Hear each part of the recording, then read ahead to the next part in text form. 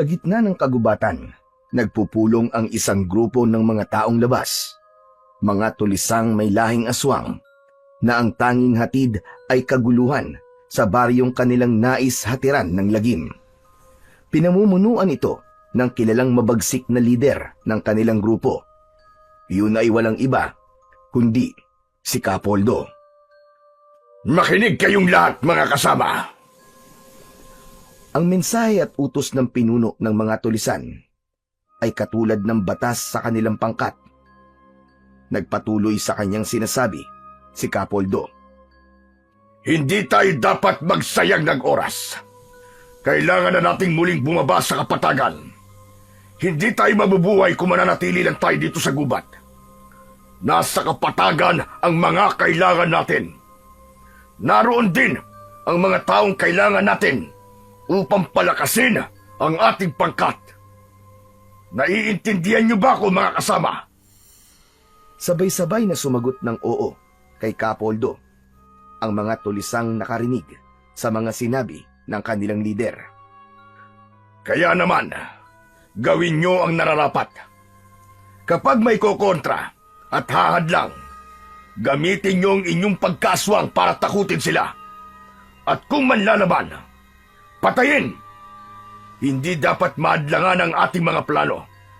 Para ito sa ating lahat. Para sa ating pangkat. Para makita nila na tayong mga aswang ang mas makapangyarihan at dapat na namumuno. Aagawin natin ang pamumuno sa bayang ito. Tayo ang magpapatupad ng pagkakapantay-pantay. Batas nating mga aswang ang ating ipatutupad. Nagpalakpakan at lumikha ng ingay ang mga tulisang aswang. Gusto nila ang sinabi ng kanilang lider. Pangako ng pagkakapantay-pantay. Pangakong saganang buhay ang nais nila. Yun ang hangad at ipinaglalaban na prinsipyo ng grupong tinawag nilang Kabaka o Kaisa sa bagong pakikipagbaka. Handa nilang bakahin at labanan ang kahit na ano para sa kanilang ideolohiya. Sila ang mga tulisang aswang na nagnanais na makuha ang pamumuno sa pamahalaan sa bayan na kanilang kinaroroonan. Doon sila magsisimula at magpapalakas. Kaya bago pa dumilim ay naghanda na ang grupong Kabaka. Bababa sila ng kapatagan upang gawin ang kanilang pakay. Isang baryo ang kanilang planong puntahan at salakayin. Doon sila kukuha ng kanilang mga kailangan. Gapangin ang mga maimpluwensya at kapitalistang mamamayan na maaaring magbigay sa kanila ng salapi at suporta sa kanilang pangkat. Ang magiging kapalit ay proteksyon mula sa mga nais manakit at sumira ng kanilang kumpanya. Isa ang Baryo Dalupian sa mga baryo na maaaring salakayin at guluhin ng mga tulisang aswang. Subalit sa pagkakataong yun ay uunahin nila ang Baryo Sagrado na malapit lang sa Baryo Dalupian, ang kanilang nakatakdang puntahan. Sa Baryo Dalupian, nakatira ang pamilya ng batang si Obet, 12 anyos. Kasama niya sa bahay ang kanyang pinsan na si Miguel, isang binata, at ang ina ni Obet na si Corazon at si Lolo Teban. Pangangaso ang isa sa kanilang ikinabubuhay. Mga ligaw na hayop na ginagawang karne at ipinagbibili. O kaya naman ay ani mula sa kanilang mga pananim sa kaingin. Inatake na naman ng kanyang rayuma si Lolo Teban ng araw na yon. Ibig sabihin ay hindi na naman ito makakasama sa magpinsang Obet at Miguel para manghuli ng mga ligaw na hayop sa gubat. Aray ko! Aray! Wala na talaga sa ayos itong rayuma ko. Sinumpong na naman ako. Pambihira naman yan, oo. Kayo naman po kasi, ang hilig niyo pong kumain ng laman loob, Lolo Teban. Di po ba sabi po ng doktor magpakonsulta kayo at iwasan ang pagkain ng mga lamang loob? Anak, matigas kasi ang ulo ng lolo mo. Talagang nagkampihan pa kayo mag-ina. Baka pag-untugin ko kayo dalawa dyan Ako na naman ang nakita nyo. Ganito ang sakit-sakit ng rayuma ko. Si Lolo talaga oh. High blood kagad. Saka tama lang naman po ang sinabi ni na Tia Corazon eh. Isa ka pa, Miguel. Pinagkakaisahan nyo talaga ako. Wala na yata akong kakampi sa bahay na ito. Kasi nga po, Itay, matigas po ang ulo nyo. Paano po kayong kakampihan nitong mga apo nyo? Lintik na yan. Oo na. Kasalanan ko na. Ako na ang mali kung bakit namamagana naman ang tuhod ko. Kasalanan ko na. Ako na ang salarin. Kahit ang pagpatay kay Ninoy, aaminin ko na. Kahit na ang pagkakadakip kay Digong para dalhin doon sa abroad. Ako na ang dahilan. Kasalanan ko na. Si Lolo talaga oh. Ang bilis magtampo. At talagang naisingit niyo pa po ang pagdadala kay Digong sa ICC ha. Siyempre, pinsan. Lagi nakikinig sa kanyang transistor radio yan si Lolo Teban eh. Kahit nga mahina na ang baterya ng radyo niya, nakikinig pa rin. Halos nakadikit na sa tenga ang transistor niya. Ikaw talaga, Obet. Mahilig kang makialam. Yun na nga lang ang kaligayahan ko, ang makinig ng radyo. O, tama na ang pagtatalo niyo, Obet. Hayaan mo na ang lolo mo. Lalo lamang sasakit ang tuhod niya dahil sa sama ng loob. Nako, kayo talaga. Kapag gumaling ang rayuma ko, kayong tatlo, huyo kayo sa akin.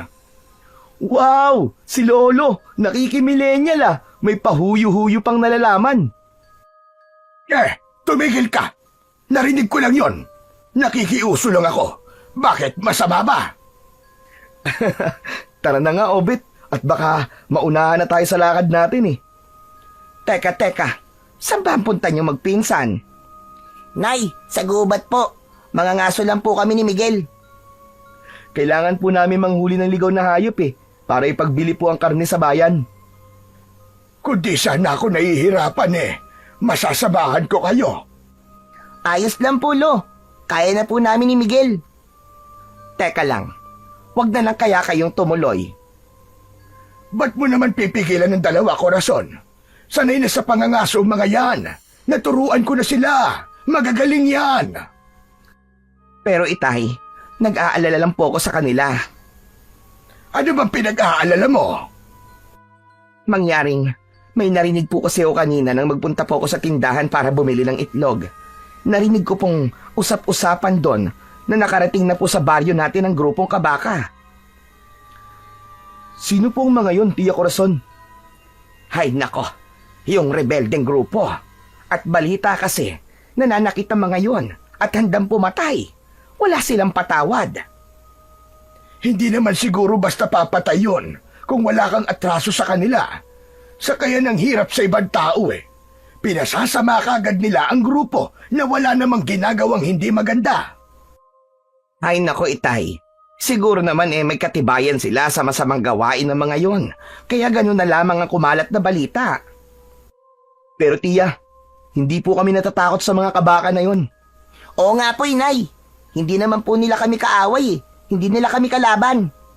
Oo nga naman, mga apo. Dahil ang grupong yon ay galit sa mga taong mapagsamantala. Sa ganung bagay, kilala ni Lolo Teban ang grupo ng kabaka. Subalit ang hindi nila alam ay nabago na ang kanilang pinaniniwalaan. Hindi na sila mabuti gaya ng dati dahil nga ang kanilang grupo ay pinamumunuan na ni Capoldo na may lahing aswang. Kaya lahat ng mga kaanib sa pangkat ay ginawa niyang kauri niya. Hindi na sila ang dating grupo ng kabaka na kilala sa pagtulong at pagbibigay ng hustisya sa mga naaapi, kundi kabaligtaran na ang kanilang mga ginagawa. Sa kabila ng pag-aalala ni Corazon, ay hinayaan pa rin nilang magtungo sa gubat ang magpinsan upang doon ay mangaso. Kailangan nilang gawin yon para sa kanilang ikinabubuhay. Hindi naman naging maramot ang pagkakataon nang makarating sa gubat ang dalawang magpinsan. May nahuli silang 2 batang baboy ramo at may bayawak rin. Sapat na yon para magkaroon sila ng maibibenta at makakatulong ang kanilang pagbebentahan para sa kanilang pangangailangan. Itinabi na ni Obet at Miguel ang mga ligaw na hayop na kanilang nahuli nang makarinig sila ng ingay. Kasunod nun ay ilang ulit na putok ng baril ang narinig nila, kaya nagulat at nakaramdam ng takot ang magpinsan. Galing sa baril ang putok na yun, Obet ah. Oo nga, Miguel. Ano kayang ibig sabihin nun? Dalawang bagay lang ang naiisip ko. Kung hindi yun hudyat, ay posibleng may binaril. Merong pinatay. Naku po, Miguel. Parang malapit lang dito sa kinaroroonan natin ang tunog na yun ah. Yun din nga ang rinig ko. Huwag na tayo magtagal dito, pinsan. Mahirap na. Baka mamaya may binaril at madamay pa tayo. Naghahanda na sana ang dalawa upang umalis na sa lugar na yon nang makarinig silang muli ng ingay. Ingay na tila merong tumatakbo at naghahabulan. Kaya saglit nilang iniwan ang mga hayop na kanilang iuuwi at humanap sila ng lugar na may makapal na halaman na pwede nilang mapagtaguan. Pinsan, Obet, dito tayo, halika, dali. Oo, sige. Mauna ka. Susunod na lang ako. Nagmamadaling nagkubli ang magpinsan sa lugar na may makapal na halaman. Sa kanilang pinagtaguan ay imposibleng makita pa sila. Kaya lang, hindi sila dapat lumikha ng anumang ingay dahil tiyak na malalaman na may ibang taong naroroon. Baka maging mitya pa yon ng kanilang kapahamakan. Habang nakakubli sina Obet at Miguel, ay wala silang inikan. Pigil na pigil din ang kanilang paghinga upang hindi yon makalika ng kahit na anong ingay. Saglit pa ay naramdaman ng dalawa na papalapit sa kanila ang mga kaluskos at yabag. Hanggang sa nakita nila ang isang lalaki ang tumatakbo na may sugat sa katawan malapit sa dibdib. Isang bagay ang naisip ni Miguel at Obet. Posibleng binaril ang lalaking tumatakbo. Ilang mga kalalakihan ang nakita ng dalawa na nakasunod sa lalaking sugatan. Hanggang naabutan ng mga lalaking nakasunod ang taong may sugat. Malapit lang yon sa pinagkukublihan ng magpinsan. Bumagsak pasadsad sa damuhan na tila nangihina ang sugatang lalaki. Ang kalalakihang humahabol sa kanya ay huminto sa harap ng taong sugatan. Biglang nagpalit ang anyo ng mga ito. Nagkaroon ng makakapal na balahibo. Lumaki at humaba ang tenga at tinubuan ng pangil at matutulis ng ngipin. Maging ang kanilang mga kuko ay humaba ng pabaluktot at matutulis na animo ay tari ng manok. Umatungal na nakatingala sa langit ang dalawang halimaw, saka pinagtulungan nilang dukutin ang lamang loob ng kaawa-awang biktima na nasa kanilang harapan. Kitang-kita ni Obet at Miguel ang kahindik-hindik at nakapandidiring pangyayari na yon. Halos bumaliktad ang kanilang sikmura nang makita nila na nilalantakan at waribay sarap na sarap pa ang mga aswang habang ginagawang pagkain ang dinukot na lamang loob sa lalaking sugatan. Kapwa takip ng magpinsan ang kanilang bibig upang isa man sa kanila ay hindi makalika ng ingay. Labis silang natatakot at nag-aalala na sakaling makalika ng ingay ay mabaling sa kanila ang atensyon ng dalawang aswang at sila naman ang gawing pagkain. Ilang minuto rin na nanatili sa kanilang pinagkukublihan ang magpinsan. Saka pa lamang sila lumabas sa madamong lugar nang matiyak nilang wala na ang dalawang halimaw at iniwan na ang kanilang biktima. Kalunos-lunos ang itsura ng lalaking naging biktima ng aswang. Hindi sukat akalain ng magpinsan na sa gagawin nilang pangangaso ng araw na yon ay masasaksihan nila ang ganong uri ng kahindik-hindik na pangyayari. Wala na kaya ang dalawang aswang na yon, pinsan? Oo, sa tingin ko wala na sila. At tiyak na hindi na sila babalik dito dahil busog na yung mga yun. Pambihira. Kawawa naman yung biktima nila, Miguel. Tama nga pala ang kumakalat na bali-balita dito sa atin. Tungkol sa aswang na nagkukuta dito sa kagubatan? Oo, Obet. At sila rin yung sinasabing mga tulisang aswang. Tama ka. hindi naligtas ang ating baryo sa mga nilalang na kagaya nila. Kaya tama lang pala na doble ang gagawin natin pag-iingat. Buti na lang pala at hindi nila tayo napansin habang nakatago kanina. Kung hindi, baka katapusan na natin. Oo nga, siguro dahil ang atensyon nila nandun sa lalaking kanilang hinabol at ginawang pagkain. Pero ang alam ko ay matalas din ang kanilang pang-amoy. Kaya lang, ba't hindi nila tayo naamoy, Obet? Hehe, paano?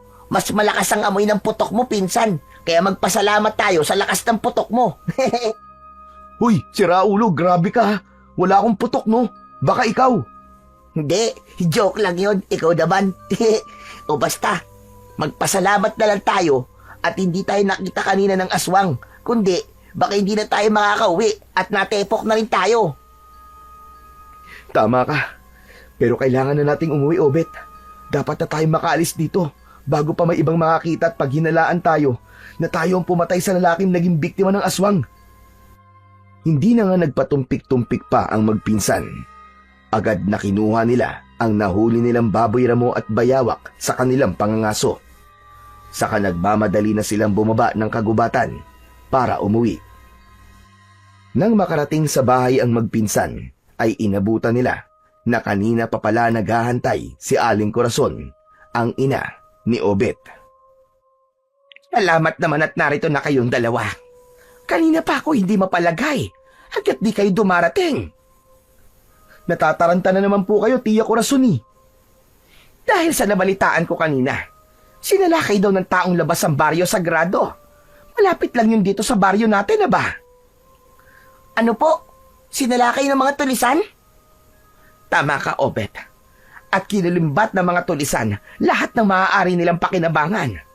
Kapag nagdamot at tumutol sa ibig nilang mangyari, ay sinasaktan o kaya ay pinapatay nila. Talagang mga hayop sila. Ang sasama ng mga ugali nila. Mga asal demonyo. Kaya nga ako'y nag-aalala kanina pa. At baka nakaengkwentro niyo mga tulisan dun sa gubat. Nay, ang totoo nga po, may nakita kami kanina ni Pinsan. May lalaking pinatay dun sa gubat. Pipigilan sana ni Miguel na magkwento si Obet.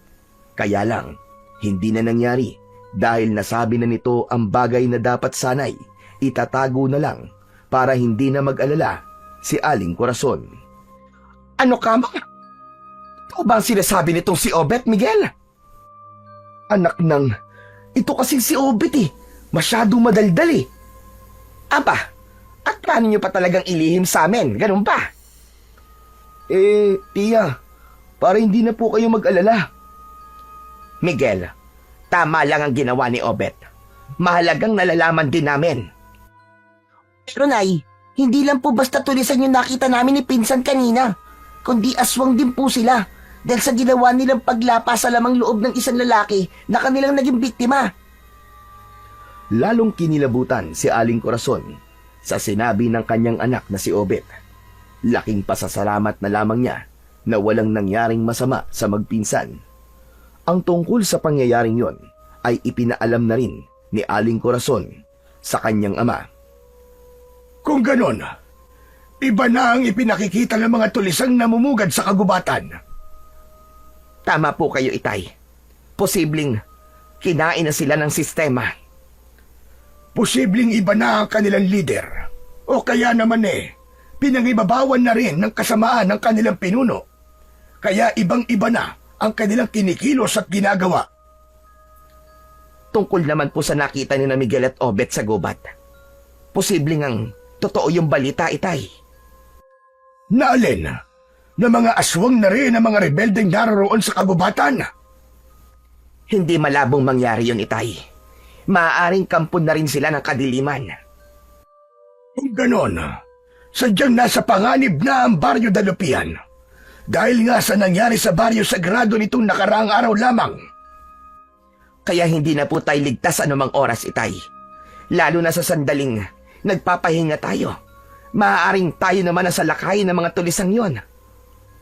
Sana nga lang may ginagawang paghahanda ang ating kapitan. Para kung mangyari man yon, ay hindi tayo magiging kawawa.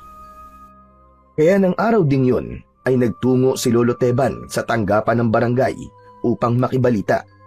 Subalit nalaman niyang tila walang anumang paghahanda ang ginagawa ng kanilang kapitan. Ayon lang sa kanyang narinig, ay nagkataon lang daw ang ginawang pagsalakay ng mga tulisan sa Baryo Sagrado. Kampante pa rin silang hindi yun mangyayari sa Baryo Dalupihan. Samantala sa kagubatan, ay masayang kausap ni Kapoldo ang kanyang kanang kamay na si Alvaro. Silang dalawa ang nanguna sa ginawang pagsalakay sa Baryo Sagrado at nangulimbat ng mga bagay na kailangang-kailangan sa gubat. Mga bigas at dilatang pagkain, pati ang mga ipong pera ng mga pinasok nilang bahay ay kasama nilang kinuha. Halos limasin nila ang mga mahahalagang bagay sa mga residente sa baryo na kanilang pinuntahan. Pasensya sila. Kailangan natin ang kanilang mga pagkain at gamit. Dapat nga ay magpasalamat pa sila dahil hindi bumahan ang dugo nang tayo'y sumalakay.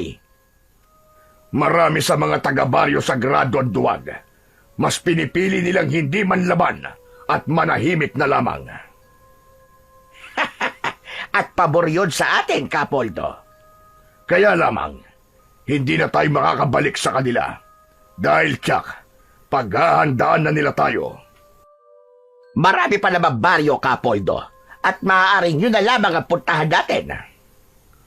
Sa susunod, ay mga kalalakihan ang ating target na kukunin. Yung mga nasa edad 20 hanggang 40 anyos, Alvaro. Yung malalakas at pwedeng makipaglaban. Para saan naman, Kapoldo? Sila ang magiging karagdagan lakas natin.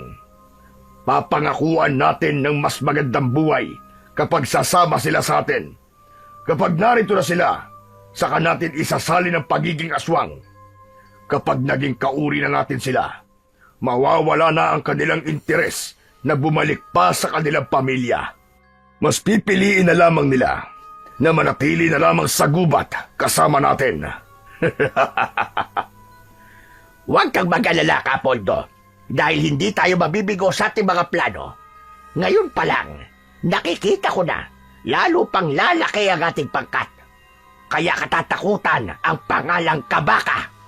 Pangingilagan at sa huli ay hahangaan.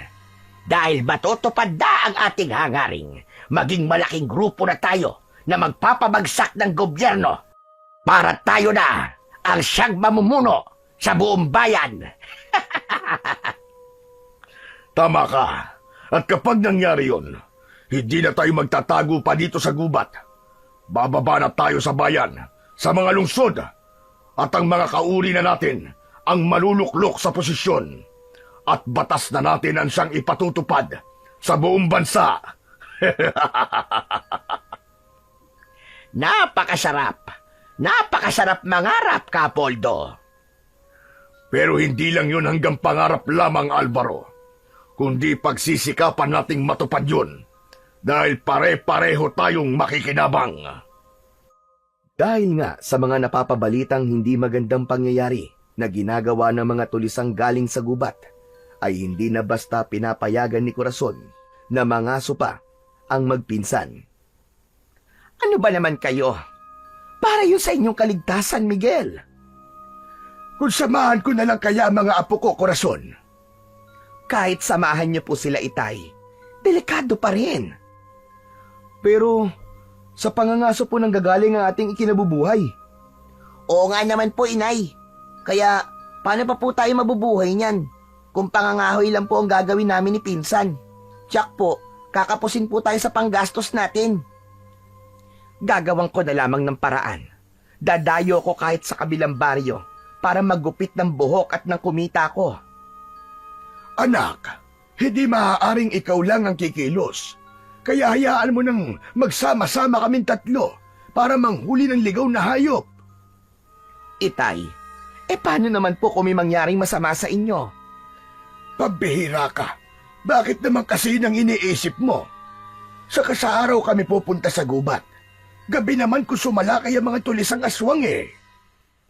Itay, ang aswang na sinasabi nyo, wala nang oras na pinipili. Kahit araw ay may kakayahan na rin silang gumala. Hindi na nakipagtalo pa si Lolo Teban sa kanyang anak. Alam niya ang punto nito, kaya nga lamang hindi maaaring wala silang gagawin para sa kanilang ikabubuhay. Samantala, dahil nga handa si Kapoldo na patuloy pang palakasin at paramihin ang mga miyembro ng kanyang binubuong grupo, kaya minsan pa siyang nag-utos sa mga tauhan upang humanap ng mga kalalakihan na isasama sa gubat. Kaya naman, pagsapit ng gabi ay may kanya-kanyang lakad ang bawat grupo. Kailangan makapagpadala sila ng mga kalalakihan na maidaragdag sa kanilang pangkat. Dapat silang makakuha sa kahit na anong paraan. Hanggang ng mga sumunod na araw ay naging bali-balita ang pagkawala ng ibang kalalakihan. Samot-sari ang balitang lumalabas. May sinasabi na may rebelding dumukot sa ilang kalalakihan. Merong pinangakuan ng magandang buhay. Meron din namang tinakot at ang iba ay biktima raw ng aswang at isinama. Kaya mas pinaniwalaan nila na sapilitang kinuha ang mga kalalakihang nawawala. Mula yun sa mga baryong magkakaratig o magkakatabi, ang balita na pagkawala ng mga kalalakihan. Ang mga pangyayaring yun ay dahil ipinag-utos ni Kapoldo, ang lider ng mga tulisan. Tiyakin na hindi makakatakas sa mga lalaking dinala nyo dito sa ating kuta. Oo, Kapoldo. Maigpit at matibay ang mga ginamit na panali sa kanila. Huwag mo na silang pakakainin. Ngunit, nagrereklamo na ang iba sa kanila, Kapoldo. Dapat muna natin silang gamutin. Para kapag gutom na sila, Alvaro, hindi na sila makakatanggi pa sa pagkaing ihahain natin. Tsak lalantakan nila kagad yun. Wala silang kalam-alam na sa pagkain na ibibigay natin sa kanila ay naroon ang pulbos na magpapabago sa kanilang isipan hanggang sa yakapin na nila ang pagiging aswang. Magaling! Tama ka, Kapoldo. At kapag ganap na natin silang kauri, sila naman ang gagalaw para humanap ng iba pang isasama dito sa gubat.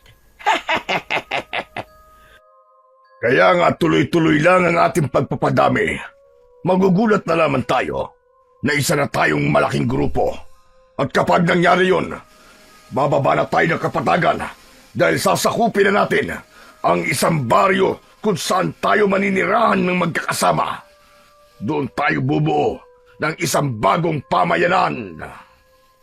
Pagkatapos ng isang araw na hindi pagbibigay ng pagkain sa mga kalalakihang dinukot mula sa iba't ibang baryo, ay saka pa lamang sila naghanda ng pagkain. Karne ng mga hayop gubat ang inihanda nilang pagkain para sa mga ito. Pinakuluan nila ng bahagya ang mga karne ng hayop kasama ang mga lamang loob. Saka yun ang kanilang ibinigay sa mga kalalakihan. Nang makita ng mga lalaking bihag nila ang pagkaing inihanda, ay halos bumaliktad ang kanilang mga sikmura. Dahil amoy pa lamang ng pagkain ay parang hindi na kayang tanggapin ng kanilang mga tiyan. Kaya lamang, matindi na ang gutom na kanilang nararamdaman. At kung hindi naman nila kakainin ang mga inihandang pagkain, ay nakatutok naman sa kanilang mga ulo ang baril na mga tulisan na siyang tatapos sa kanila. Kaya wala silang magawa kundi kainin ang mga malalansang pagkain kahit pa hindi yun kayang tanggapin ng kanilang mga sikmura. Pagkatapos na makakain ang mga kalalakihan, ay tila nahilo ang mga ito at nawalan ng malay. Pagkalipas ng ilang oras, kasabay ng pagbibilog ng buwan, ay nagising ang mga ito. Nanlilisik ang mga mata at tumutulo ang mga laway. Hindi man nagbago ang kanilang anyo, subalit ang kanilang mga kilos at galaw ay katulad na sa mga halimaw. Kapoldo! Tagumpay! Tagumpay ang ating plano! Alam ko, Alvaro, mula rito sa aking pahingahan ay naririnig ko ang kanilang ingay. Ang tunog na likha ng mga bago nating kasama. Tama ho kayo. Simula pa lamang ito, ng patuloy nating pagdami. Kaya huwag kayong titigil, Alvaro. Mas marami, mas masaya. Tama uli kayo, Kapoldo. Palagi kayong tama. Buti alam mo. Kaya bukas na bukas din, maaari ng pakawala ng mga bagong kauri natin. Pero ibilin sa iba nating kasama, nabantayan pa rin sila. Maaaring may magtangkang tumakas, lalo na yung hindi paganap ang pagiging aswang. Kapag may nakita silang kakaibang kinikilos, alam nyo na ang dapat gawin. Oo, Kapoldo. Dapat siyang barilin at ang kanilang lamang loob ay gagawing pagkain. Yun ang pangyayaring nakita noon ng magpinsang Miguel at Obet. May nakita silang isang lalaking tumatakas at sugatan. Isa marahil yun sa mga isinama sa gubat at hindi paganap ang pagiging aswang para maging kasapi ng kanilang grupo. Dahil sa ginawang pagtakas ay nauwi yun sa kamatayan. Samantala, hindi naman mapalagay ang magpinsang Miguel at Obet na wala silang gagawin para makatulong sa kanilang pangangailangan. Hindi sila sanay na nasa bahay lang. Pinsan, nakakainip yun nandito lang tayo sa bahay. Oo nga, Obet eh. Pakiramdam ko, mga pabigat lang tayo. Si Inay kasi, ayaw niya na tayong papuntahin sa gubat eh. E paano? Masyado kasing nervyosa yan si Tia Corazon eh. Ewan ko ba kay nanay? Ano kaya kung bukas ay sumalisi tayo? Mangaso tayo. Huwag nating ipaalam. Pero paano natin gagawin yun? Madali lang. Akong bahala. Makinig kang mabuti sa akin. Kunwari, sasabihin ko may lakad ako, tapos ikaw, sasabihin mo kunwari din na makikipaglaro ka lang sa mga kaibigan mo. Hindi tayo aalis na magkasama. Nang sa ganun, hindi sila magginala. Teka, parang, oo nga no, parang pwede yun ah. Pwede talaga, Obet. Tapos kay Lolo Teban lang tayo magpapaalam. Tsak, hindi yun tututol kasi nga, di naman siya kagaya ng nanay mo na masyadong matatakotin eh. Laging iniisip na may mangyayaring masama sa atin. O sige, okay sa akin yan. O bukas ha, tuloy tayo, Obet ha. Kasi kung aasa tayo sa nanay mo, baka bukas wala na tayong makain. Okay lang ba sa'yo na magutom tayo? Siyempre hindi no. Kaya nagkasundo na ang magpinsan na kinabukasan ay magtutungo sila ng gubat upang mangaso at manghuli ng ligaw na hayop na may pagbibili. Kinausap nila ang kanyang lolo Teban na pumayag naman sa kanilang plano. Ang tanging mahigpit na bilin lang ng kanilang lolo ay doblehin ang gagawin nilang pag-iingat. Kinabukasan, gaya ng dati, ay maagang gumising si Aling Corazon dahil siya ang naghanda ng kanilang pagkain. Dahil pagkatapos nilang mag-almusal, ay tiyak maghihintay siya ng mga magiging customer na nais magpalinis ng kuko at magpagupit ng buhok. Babae, lalaki, bata at matanda ay kaya niyang gupitan ng buhok. Yun ang kanyang pinagkakakitaan. Si Lolo Teba naman ay pagtatanim ng gulay ang pinagkakaabalahan. Pagkatapos nilang mag-almusal, ay nagpaalam na si Miguel na meron siyang pupuntahan at hindi niya kasama si Obet. Kaya naman hindi nagduda si Aling Corazon. Subalit na pag-usapan na ng magpinsan ang kanilang plano at kung saan sila magkikita. Nang may dumating na customer ang nanay ni Obet, ay sinamantala niya yon para magpaalam din sa ina. Sinabi na makikipaglaro lang siya sa kanyang kaibigan.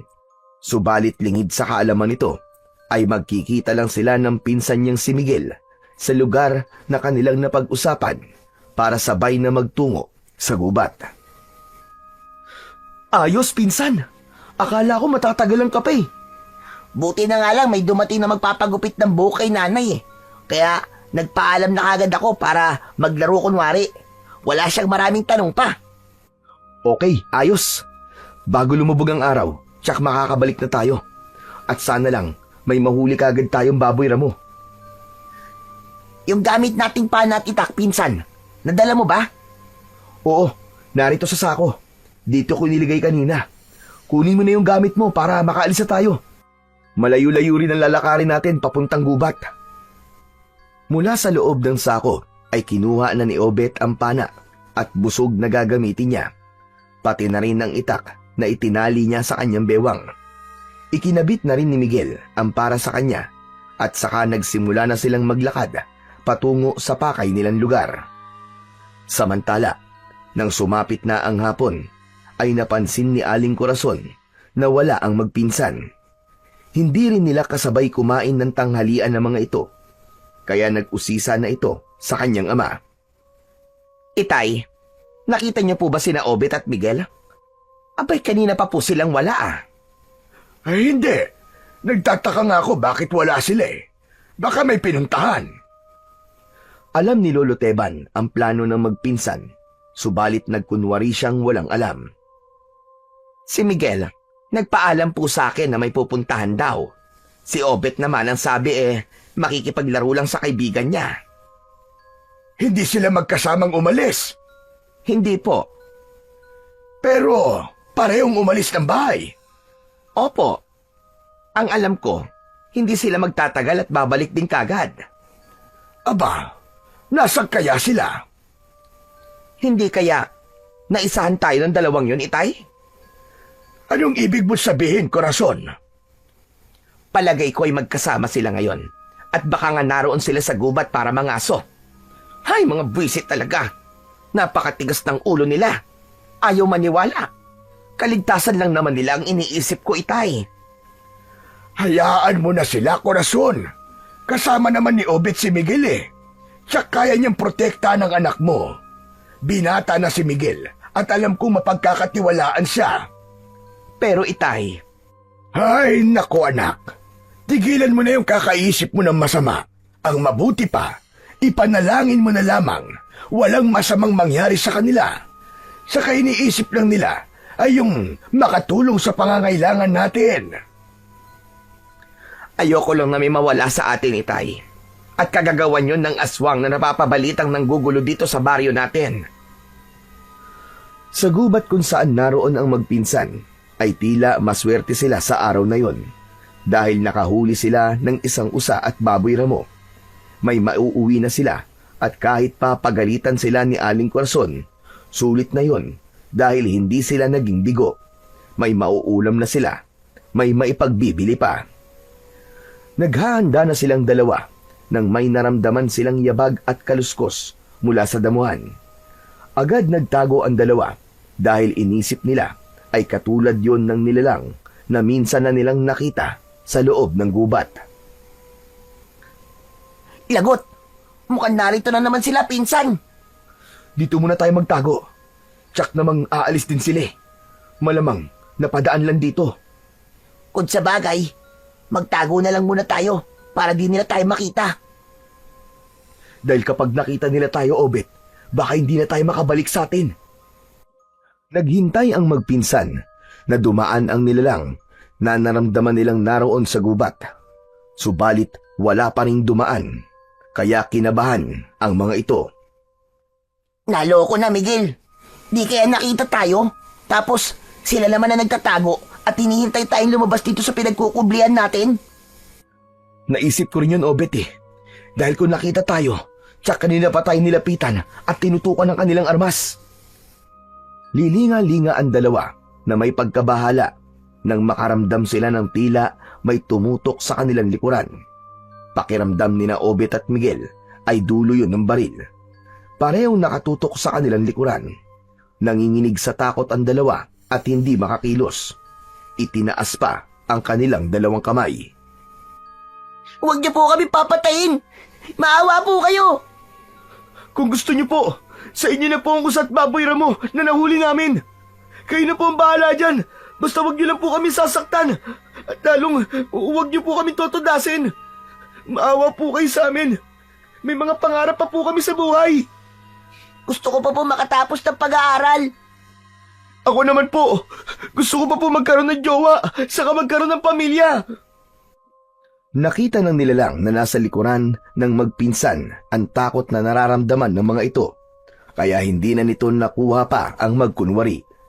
Napahalakhak ng malakas si Lolo Teban na siya palang nasa likuran ng dalawa at gamit ang dalawang putol na sanga ng kahoy ay itinutok sa likod ng dalawa na inakala nila'y dulo ng baril. Mga nervyoso pala kayo eh.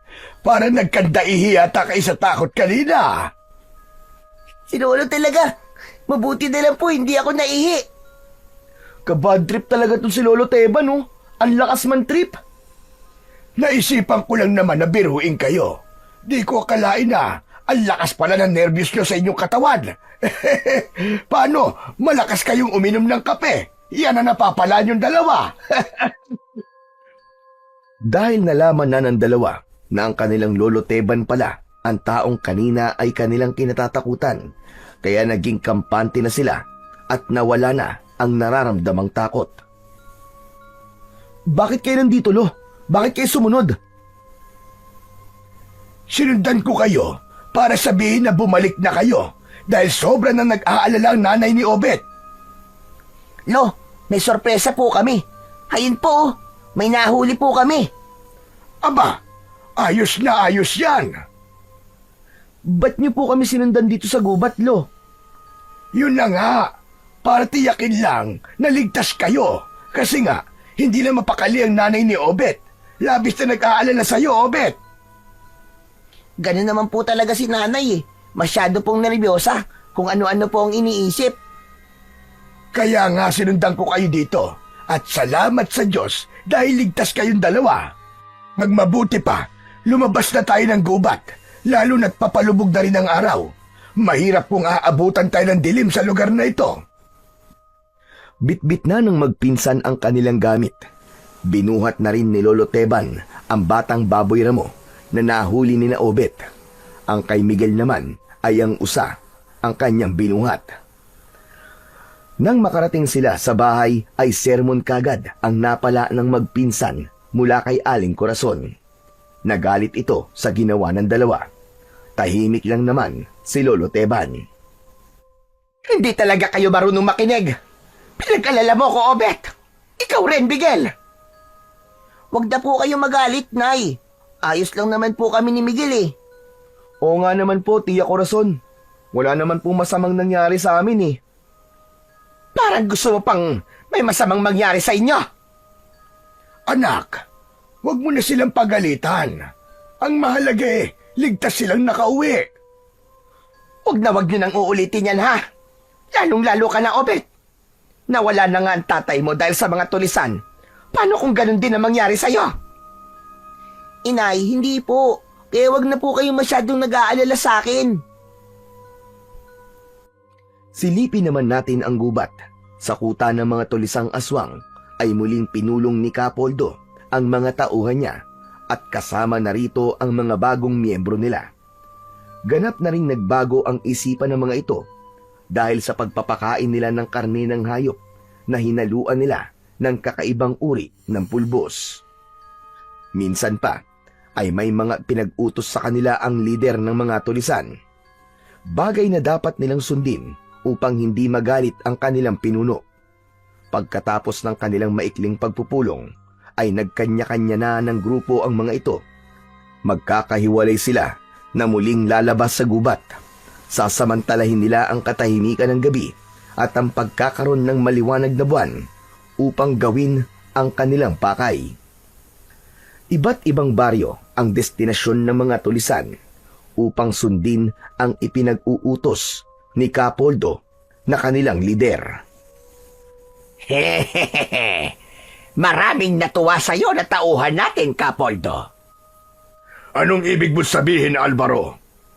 Hindi lang sikmura namin ang iniisip mo, kundi pati na rin ang iba pa naming pangangailangan at kaligayahan. Lalaki rin ako, Alvaro, at may pangangailangang kagaya nyo. Tama kayo, Capoldo. Kaya nga kakaiba kayo. Kaya nga sa pagbaba sa kapatagan, ay dapat makapili ang mga tauhan natin ng magagandang babae na siyang dadalhin dito sa kuta na papawi ng ating kalungkutan. Isa ang Baryo Dalupian na naging destinasyon ng mga tulisang aswang na bumaba mula sa kabundukan. Sa lugar na ito, gagawin nila ang utos ng kanilang lider na si Capoldo. Hahanap sila ng mga kababaihang gagamitin na papawi ng uhaw at magbibigay ng kaligayahan sa mga tulisan. Kasama na roon si Capoldo at Alvaro. Nang makarating na sa mismong baryo ng dalupihan ang ibang aswang, ay nagbago ang kanilang mga anyo. Naging nakakatakot na nilalang ang mga ito. Tinungo ang mga bahay at binulabog ang pamamahinga ng mga naroon. Kasama sa pinuntahan ng mga tulisang aswang ay ang bahay ni na Lolo Teban. Nagising ang matanda sa ingay ng kampo ng dilim na nagtungo sa kanilang tahanan. Wisit na yun ah! Parang gustong sirain ang dingding nitong bahay. Kanina pa kutkot ng kutkot. Ano kaya yon? Bumangon sa pagkakahiga ang matandang lalaki. Bahagyang binuksan ng bintana ng kanilang bahay. Nang mabuksan yon, ay biglang may humawak sa kanyang braso. Ganun na lamang ang pagkagulat nito dahil sa mabalahibo at may matutulis na kuko ang humawak sa braso niya. Subalit nabitiwan din ang braso ng matanda, kaya agad ding isinara ang bintana. Bahagya pang naipit ang kamay ng halimaw, dahilan para pumalahaw ito. Narinig ni Miguel ang ingay, kaya bumangon na rin sa pagkakahiga at lumapit sa kanyang lolo. Lo, ano po yun? Saka parang nagulat po kayo. Ano po bang nakita niyo sa labas ng bahay? Aswang! Merong aswang! Sigurado po kayo, Lo? Oh, hindi ako maaaring magkamali. Halimaw ang nakita kong yun. Isang aswang! Nakiramdam at idinikit ni Miguel sa dingding ang kanyang tenga. May kakaibang ingay na siyang narinig galing sa labas. Oo nga, Lo. Anong gagawin natin? Halika, samahan mo ko. Alam kong hindi tayo titigilan ng aswang na yan. Kaya haharapin natin siya. Ano? Paano po, Lo? Kunin mo ang itak at ang bawang doon sa kusina. Yun ang gagamitin natin panlaban sa aswang na gustong umatake sa atin. Teka, si Obet at ang tiya korason mo. Tulog na tulog po sila. Hayaan mo silang matulog. Mas mainam ngayong hindi nila nakikita ang aswang. Tayong dalawa na lang ang bahala. Sige na, pumunta ka na sa kusina at hihintayin kita sa may pintuan. Bilisan mo! Agad na nagtungo sa kusina si Miguel para kunin ang mga bagay na gagamitin nila laban sa halimaw. Saglit lang ay bumalik na si Miguel, dala ang bagay na kinuha ng binata sa kusina. Sa akin tong itak. Ikaw naman, pirapirasuhin mo ang mga bawang at gamitin mo yan para ibato sa aswang. Binuksan na ni Lolo Teban ang pinto ng kanilang bahay at lumabas na sila ni Miguel. Pagkalabas nila ay naroon at nag-aabang ang aswang. Agad na binato yun ng binata gamit ang hawak niyang bawang. Napuruhan ng halimaw at umatungal ito. Tumakbo itong papalayo na sinundan naman ng maglolo. Natakot po siya sa bawang, Lolo. Tama ka. Hindi niya kaya ang amoy at init ng bawang kapag dumikit sa kanilang katawan. Kaya sundan natin dahil tiyak na nabawasan ang lakas niya dahil sa bawang. Kailangan mapatay natin ang aswang na yun, Lo. Ursigido silang sundan at patayin ng aswang. Nakita nga nila na nakaupo at nangihina ang halimaw. Kaya agad na ibinato ni Miguel ang mga butil ng bawang na kanyang hawak. Lalo itong umatungal. Kasunod nun ay ang tila pag-usok ng katawan. Sinamantala naman ni Lolo Teban ang pagkakataon na yon upang gamitin ang hawak niyang itak at itusok yon sa katawan ng halimaw. Ang dapat sa'yo, mamatay! Halimaw ka! Buong lakas na ibinaon ng matandang lalaki ang hawak na itak sa katawan ng aswang. Tumalsik ang dugo ng halimaw nang masugatan ito. Hinagisan muli yun ni Miguel ng mga piraso ng bawang na kanyang hawak. Muli ay umusok ang katawan ng halimaw hanggang sa kitang-kita nila na tila nalulusaw ang katawan ng kampon ng kadiliman. Hanggang sa ganap na natunaw na yon at naging itim na usok. Kasiyahan ang naramdaman ng maglolo. Alam nilang nagtagumpay sila sa pagharap sa kampon ng kadiliman. Bumalik na sila ng bahay, kaya lamang nagtataka sila na sa kanilang pag-uwi ay dinatnan nilang umiiyak si Obet. Oh, pinsan! Ano nangyari sa'yo? Bakit ka umiiyak? May nakita ka bang nakakatakot? Kaya ka umiiyak, apo? Lolo, may aswang po. May aswang po ako nakita kanina. Lolo, may iba pang aswang na naiwan dito. Nasa na sinasabi mong aswang, apo? Wala na po siya, Lolo Teban. Umalis na. Kaya lamang po, tinangay po si nanay. Ano ka mo? Kinuha ng aswang si Tia Corazon? Oo, pinsan. Nagmamakaawa nga ako kanina eh. Para wag nilang dalhin si nanay. Pero hindi ako pinakinggan. Sinaktan pa nga ako nung aswang eh. Binalibag ako dito. Sandali lang. Meron pa ba siyang ibang ginawa sa'yo? Kinagat ka ba o binalian? Wala na po, Lo. Pero si inay po, yun nga. Kinuha po nila. Bakit po kaya nila kinuha si Tia Corazon, Lo? Hindi ko rin alam, Miguel. Wala akong ideya. Lolo, bawiin po natin si nanay sa aswang na yun. Alam ko po sila po yung aswang na naroon sa gubat. Natatakot po ako, Lo. Baka kung ano pong gawin nila kay nanay. Bawiin po natin siya. Oo, apo. Babawiin natin siya. Huwag kang mag-alala. Gagawa tayo ng paraan para makuha natin sa aswang na yon ang nanay mo. Ilang magagandang kababaihan ang dinala ng mga inutusang tulisang aswang sa kuta. Walang malay ang mga kababaihang yon.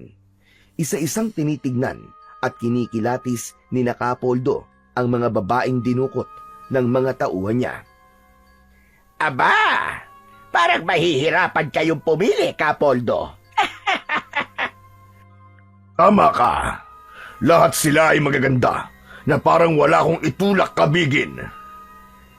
Tama ka, Kapoldo.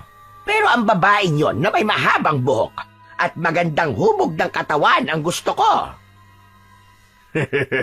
Huwag mo siya pakikialaman, Alvaro. Akin na siya. Kanina ko pa siya kinikilatis. Pumili ka na lamang ng iba. Sigurado ka na sa kanya, Kapoldo? Oo, Alvaro. Kaya dalhin niyo na siya kagad sa aking pahingahan. Sa akin na siya. Yung iba, kayo na ang bahala sa kanila. Masusunod, Kapoldo.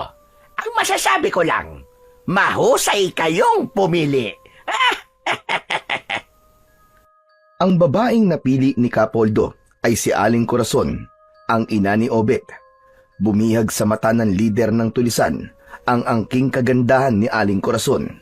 Dahil kahit may anak na ito, ay makikita pa rin sa ginang ang angking kagandahan. Nang maipasok na si Aling Corazon sa pahingahan ni Kapoldo, ay titig na titig ang lalaki sa kabuang katawan nitong wala pa ring malay. Ikaw ang papawi sa aking kalungkutan at uhaw, babae. Magiging aking ka. Pero siyempre, hindi pa ngayon. Dahil ayaw kong kaulayaw ang isang babaeng walang malay. Kaya sige lang, magpahinga ka muna. Bukas siguro ay may malay ka na at makakausap na rin kita. Sa kapatagan naman, sa bahay ni na Lolo Teban ay halos magdamag na hindi sila nakatulog dahil nga sa sinapit ni Aling Corazon. Walang tigil ang iyak ni Obet dahil nasaksihan niya mismo ang ginawang pagtangay ng aswang sa kanyang ina. Naganda ng pagkain para sa almusal nila si Lolo Teban. Mga apo, kumain na muna tayo. Ayoko po, Lolo. Wala po akong gana. Insan, kumain ka na. Mamaya magkasakit ka niyan. Wala akong ganang kumain. Naiisip ko si inay. Lolo, kailan po ba natin siya kukunin? Kailan po tayo pupunta doon sa gubat? Hindi tayo maaaring basta-basta sumugod doon, apo. Kaya lalapit tayo sa barangay. Hihingi tayo ng tulong sa kanila. Para pwede rin nating ilapit sa munisipyo at nang makahingi ng tulong sa mga alagad ng batas para humanap sa inay mo. Lolo, baka po matagal pa po yun eh. Mamaya rin ay aalis ako, Apo, para ipaalam sa kanila ang nangyari sa iyong inay. Hindi kontento si Obet sa sinabing yon ng kanyang lolo. Ayaw niyang umasa sa magiging tulong ng alagad ng batas. Kahit bata pa siya, mas gusto niyang siya ang kikilos at gagawa ng paraan. Kahit mga aswang pa ang mga nilalang na dumukot sa kanyang ina, ay handa siya sa kahit na anong pwedeng mangyari. Nang umalis si Lolo Teban, ay nakita ni Miguel na naggagayak si Obet. Kaya nilapitan ni Miguel ang batang pinsan. "Oh, anong ginagawa mo, Obet? Bakit sakbit mo ang pana at busog pati ang itak?" Pinsan, hindi pwedeng wala akong gagawin. Pupunta ako sa gubat, hahanapin ko si nanay. Alam mo ba yung sinasabi mo, pinsan? Oo, ako magliligtas sa kanya. Kakayanin kong harapin ang mga aswang na yon, basta para sa nanay ko. Ano ka ba, Obet? Pagpapakamatay ang gagawin mo.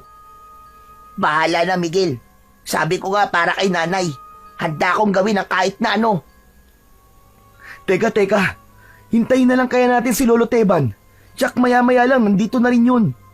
E paano kung hindi pa rin tayo matulungan ng mga pulis? Ano na mangyayari? Ikaw naman kasi. Kung ano-ano kasi kagad ang iniisip mo eh. Maghintay na lang tayo. Basta, aalis na ako ngayon, Miguel. At hindi mo ako mapipigilan. Nakita ni Miguel sa mukha ng kanyang pinsan na seryoso ito sa sinasabi at hindi paaawat. Mahal na mahal ni Obet ang kanyang ina. Hindi siya papayag na mapahamak ito. Kung hindi ka na talaga magpapaawat at tutuloy ka pa rin, mas maigi siguro kung sasamahan na lang kita, pinsan. Sigurado ka ba? Sasamahan mo ko? Oo naman. Dalawa tayo magliligtas sa nanay mo. Magpinsan tayo eh. Salamat, Insan. Samantala sa gubat, sa loob ng pahingahan ni Kapoldo, ay gising na si Aling Corazon at nakagapos pa ang paa at kamay. Hindi makapaniwala sa lugar na kinaroroonan niya. Iginala-gala niya ang kanyang paningin. Isang maliit na kubo ang lugar na yon. Napaurong siya nang makita si Kapoldo na natutulog. Nakahubad ang gawing pang-itaas ng lalaki. Tanging maikling short lamang ang suot nito. Gusto sanang sumigaw ni Aling Corazon, pero alam niyang walang saysay yon dahil ramdam niyang walang tutulong sa kanya. Nasaan ako? At anong lugar itong kinaroroonan ko? Bakit ako nandito? Napapikit si Aling Corazon at biglang bumalik sa isipan niya ang mga nangyari. Ang naging pagsalakay ng aswang sa bahay nila. Takot na takot sila ni Obet. Pilit siyang kinukuha ng aswang habang umiiyak ang kanyang anak na pilit siyang inaagaw sa kamay ng halimaw. Kaya lang, walang nagawa ang bata. Yung aswang, dinala ko sa lugar na ito. Hayop siya. Pero salamat sa Diyos at wala siyang masamang ginawa sa akin. Teka, ang anak ko, nasaan kaya siya? Pag-aalala, takot at samot-saring emosyon ang nararamdaman ni Aling Corazon ng mga sandaling yon. Maya-maya ay nakita niyang gumalaw ang lalaking natutulog. Nagising na ito at kinusot ang mata. Ang lugar na kinaroroonan ni Aling Corazon ang agad na naging direksyon ng paningin ni Kapoldo. Malaking ngiti ang rumihistro sa labi ng lalaki nang makitang gising na si Aling Corazon.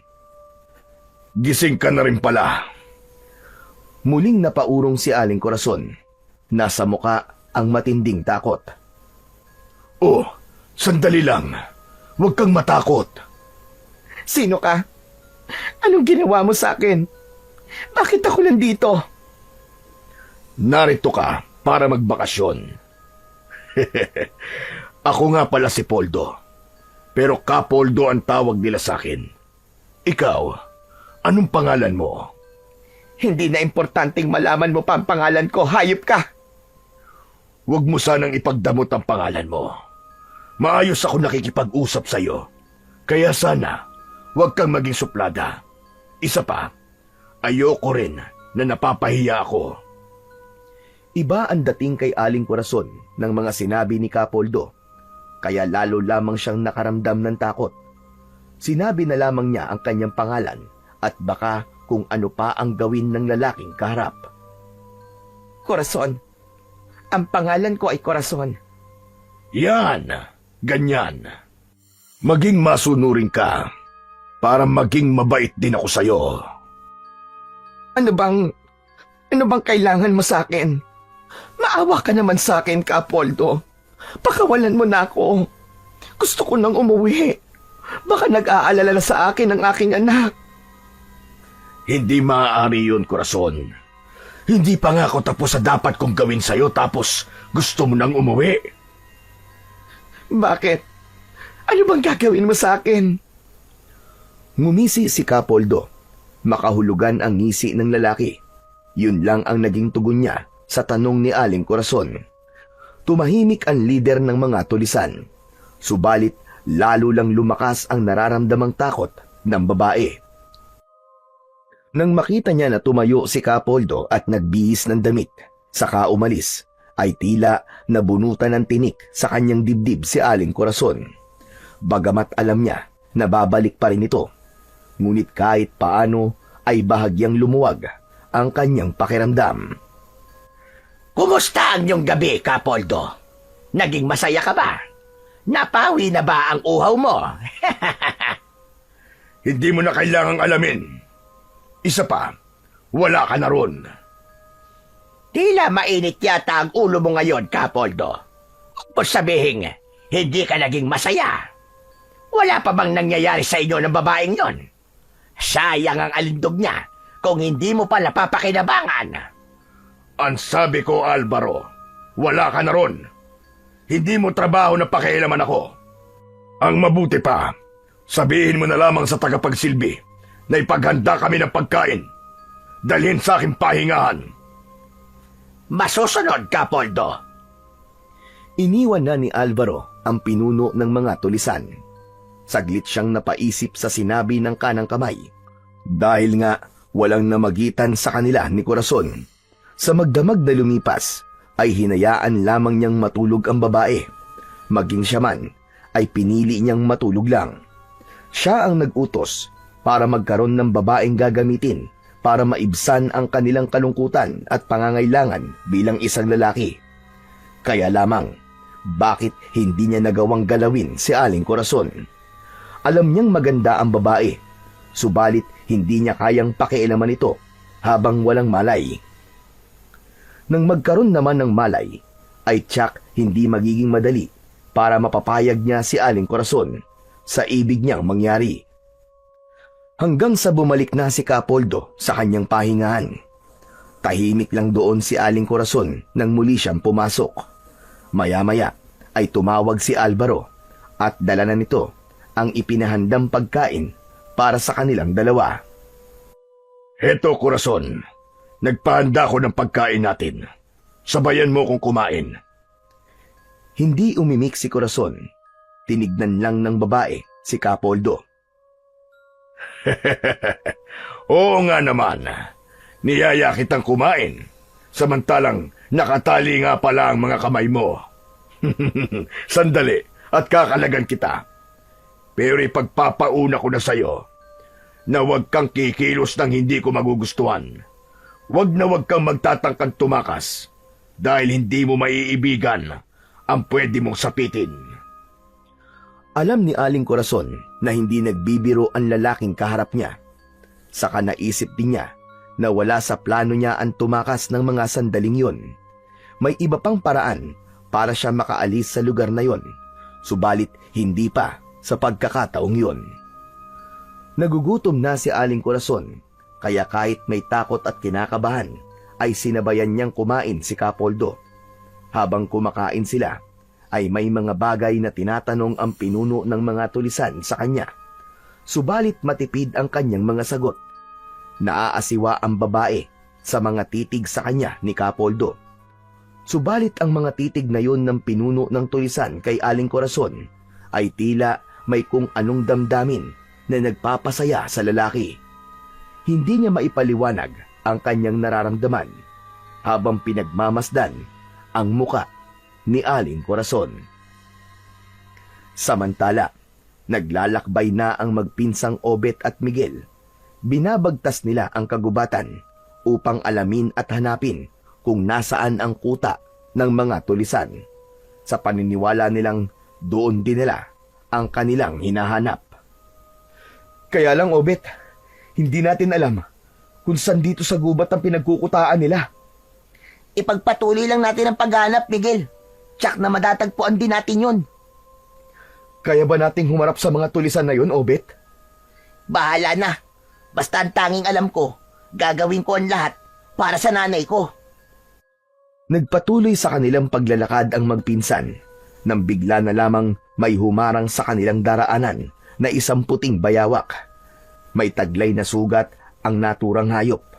May pagtataka na lumapit ang magpinsan, bagamat may konting pagkabahala, lalo na't noon lang sila nakakita ng ganung uri ng bayawak. Hindi gaya ng ibang bayawak ang nakita nila, dahil kung ang iba ay natatakot sa tao, hindi ang puting bayawak na yon, kundi tila ba sanay na sanay ito sa tao.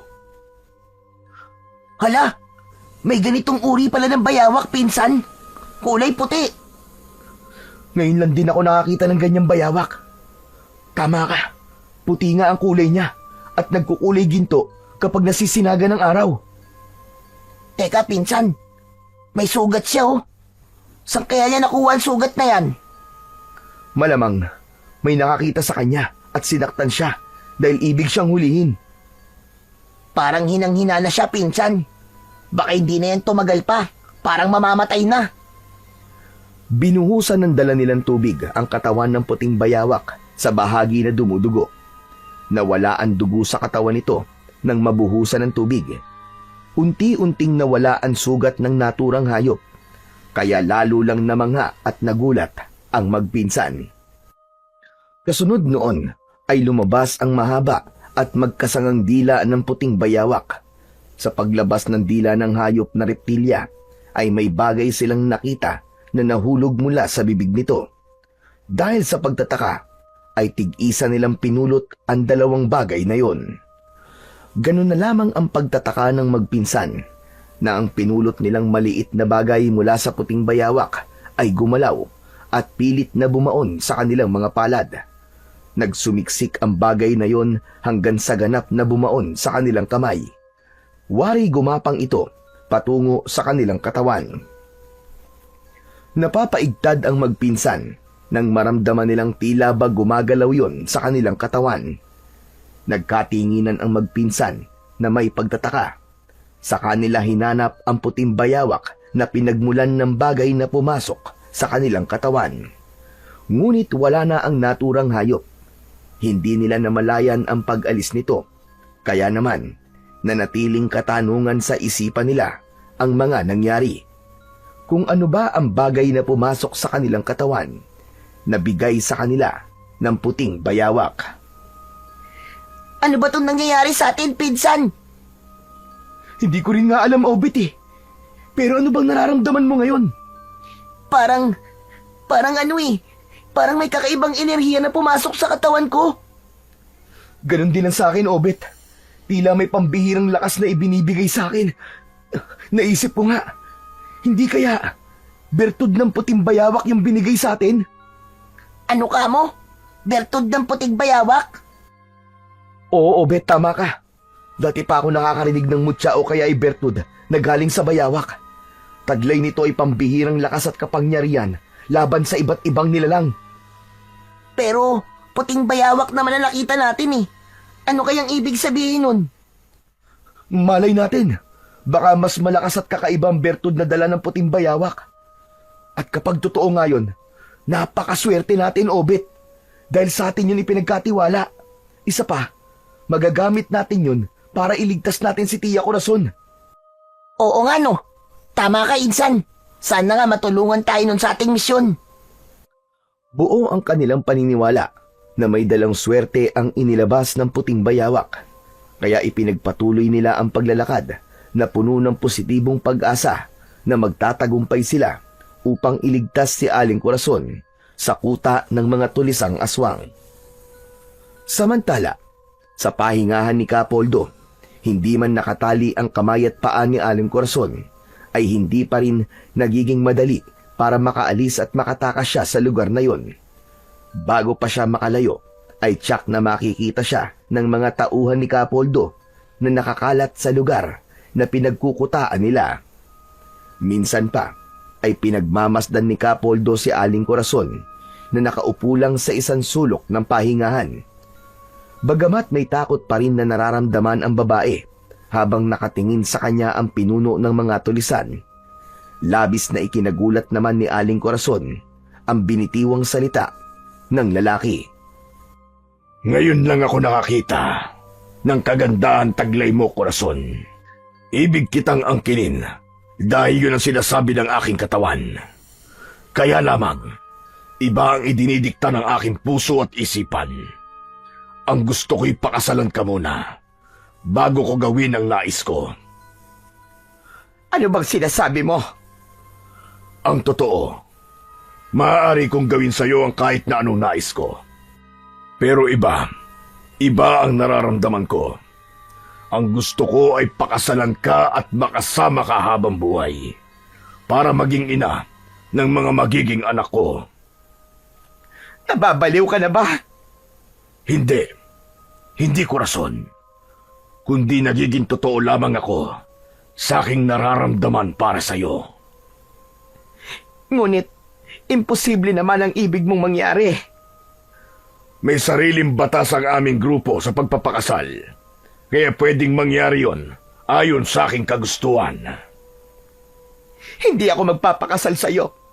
Hindi tayo nagmamahalan. Isa pa, ngayon lang kita nakilala. At hindi ko pa nga alam ang tunay mong pagkatao. Hindi na importante yon, Corazon. Ang may papangako ko lang sa'yo ay magiging maayos at magaan ang buhay mo sa piling ko. Ikaw ang aking magiging reyna. Ayoko, Kapoldo. Gusto ko nang umuwi sa amin. Hindi mo ko maaaring tanggihan, Corazon. Ang totoo nga ay mapalad ka. Ang tanging plano ko lamang ay gamitin ka para mapawi ang aking kasabikan sa babae. At pagkatapos ay ipapasa na kita sa iba kong tauhan. Pero nang makita kita, iba talaga ang naramdaman ko. Hindi kita gagawin pampalipas oras at gagamitin lamang. Dahil sabi ko nga, kasal ang nais ko. Dahil ikaw ang gusto kong makasama para bumuo ng pamilya dito sa gubat. Patayin mo na lang ako kaysa pumayag sa gusto mo. Sayang naman kung mamamatay ka, Corazon. Dahil nga ako ang batas dito sa gubat, kaya sa ayaw at sa gusto mo, ikakasal tayo at ako ang magtatakda noon sa nalalapit na pagbibilog ng buwan. Mainam na simula yon para sa ating pag-iisang dibdib. Pikit mata at kagatlabi na lamang si Aling Corazon. Sumisigaw ang damdamin niya sa pagtutol. Kaya lang, ano ba ang kakayahan niya para kontrahin yon? Wala siyang kakayahan. Kaya ang tanging nasa isip niya ng mga sandaling yon ay maglaho na lamang o kaya ay malagutan ng hininga sa pagkakataong yon. Subalit naisip niya ang kanyang anak na si Obet. Alam niyang kailangan pa siya ng bata at ang dapat mangyari ay makatakas siya. Bagay na hindi niya alam kung papaano gagawin. Samantala, habang naglalakad ay patuloy na binabagtas ng magpinsan ang kagubatan, ay napahinto sila nang biglang may bumagsak na sibat sa gawing unahan sa lugar na kanilang dinadaanan. Naku po! Muntik na tayong tamaan ng sibat, Obet! Pinsan, alam na nila na may ibang tao patungo sa kuta ng mga tulisan. Maganda ka, Obet. Hindi natin alam kung anong gagawin nila sa atin. Oo, Miguel. Handa na ako. Mula sa mga matataas na damo ay lumitaw ang tatlong lalaki na armado ng baril. Sa bihis at asta ng mga ito ay malalaman kagad na mga tulisan. Lumapit ang mga ito sa magpinsan. Nakatutok ang mga armalite na hawak. Inalam ng mga lalaki kung saan ang punta nila at anong sadya nila sa gubat na yon. Mga kaibigan, hindi kami kaaway. Naligaw lang kami ng pinsan ko. Hindi kami mga kalaban. Maniwala kayo. Opo mga bossing, wala kami masamang gagawin. Kaya pakiusap lang. Pakibaba na po yung mga armas nyo. Masyadong mahahaba eh. Nakakatakot. Baka biglang pumutok yan. Oo nga naman. Tama ang pinsan ko. Baka kalabitin niya ng kapwa niyo demonyo baka kung sino kumalabit niyan. Tamaan kami.